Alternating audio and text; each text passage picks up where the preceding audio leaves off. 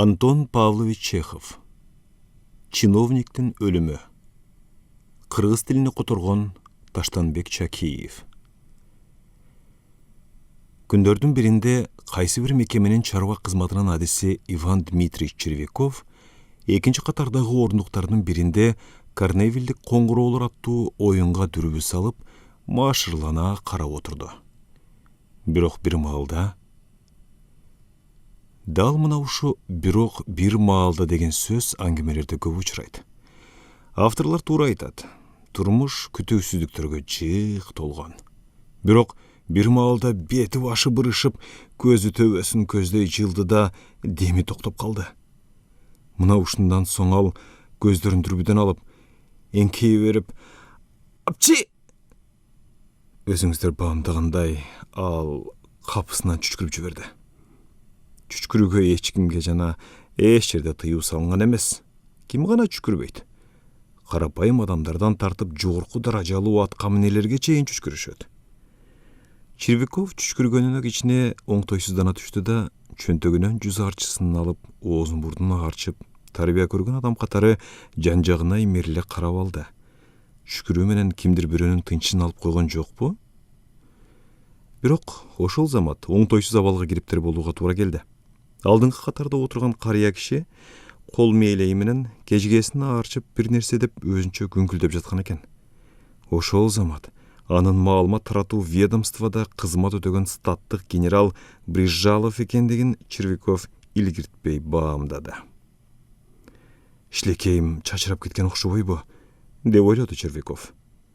Менин начальнигим эместечи, бирок кандай болгон күндө деле кечирим сурап коюу абзел. Мына ушундан соң Червяков жөтөлгөн болду да, алдыны көздөй жүткүнө берип, генералдын кулагына мындай деди. "Кечирип коюңуз бай болгор. Шилекейим чачырап кетти көрүнөт.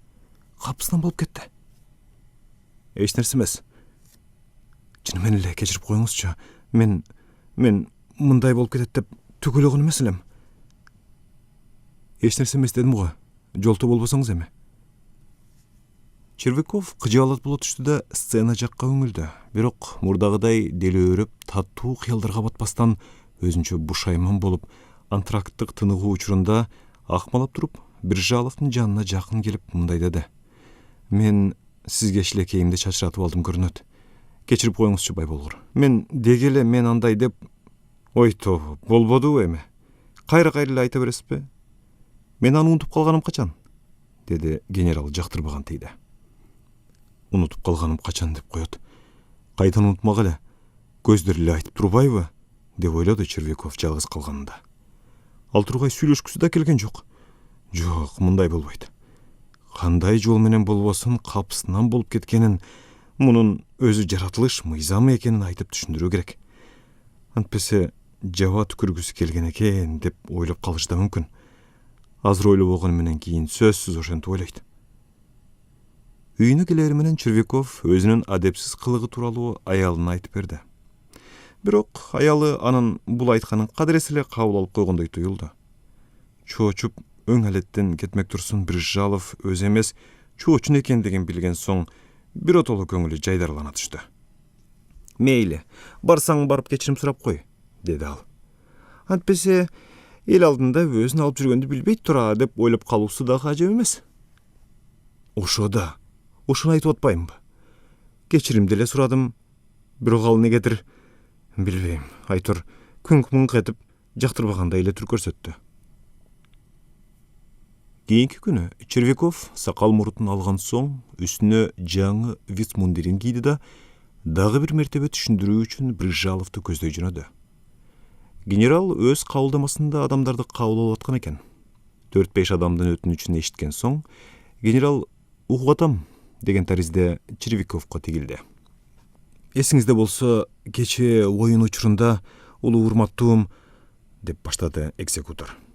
"Мен капысынан чүчкүрүп жиберип, сизге шилекейимди чачыратып алган элем. Ошо мени кеч..." "Ой тобу, ушундай да болот экен, э?" деди да генерал кийинки адамга кайрылды. "Сиз кайсы маселе менен?" "Сүйлөшкүсү да келбей калыптыр", деп ойлоду Червяков кумсара түшүп. Демек, чын эле ачуусу келип калган окшобойбу. Жок, муну бул боюнча калтырууга болбойт. Кандай болгон күндө да жакшылап түшүндүрүү керек.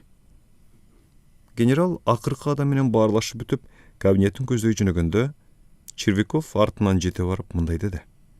Улуу урматтуум, чыны менен эле өтө оңтойсуз абал жаралып кетти. Кара басып, байкоостон эми өзүңүз деле түшүнүп жатсаңыз керек. Менимче, мазактоонун да чеги болуу керек, деп генерал кабинетинин эшигин ачып, ичкери кирип кетти. Мазактоо дейт тура. Ушундой болсо кана. Өлө албай жүрүп, өлең айтат демекчи, мазактаганды ким коюп турмага?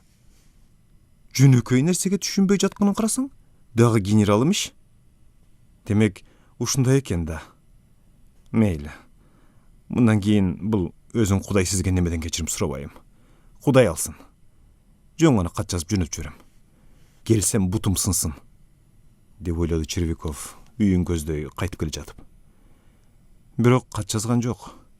Ары ойлонуп, бери ойлонуп отуруп, каттын мазмуну оюна келбей койгондуктан, эртеси түшүндүрүү үчүн кайра барууга туура келди. Мен кечээ келип кеткем, деди ал аңтаң боло калган генералга тигилип. Ооба, бирок сиз айткандай мазактоо үчүн эмес. Ой, чүчкүрүп жиберип сизге шилекейимди чачыратып алганым үчүн кечирим сурап коеюн деп мазактап мага жин тийиптирби? Бири-бирибизди мазактап отурсак кандай күн болот? Анда эле көзүмө көрүнбөй жогол, деди ачуусуна чыдабай жүзү кара көк тарта түшкөн генерал ордунан тура калып. Кандай дейсиз? Деди көздөрү алайып, өңү кумсара түшкөн Червяков шыбыраган үн менен. Көзүмө көрүнбөй жогол, деп кыйкырды генерал, жерди бирдеп. Червяковдун ичинде бир нерсе үзүлүп кеткендей болду.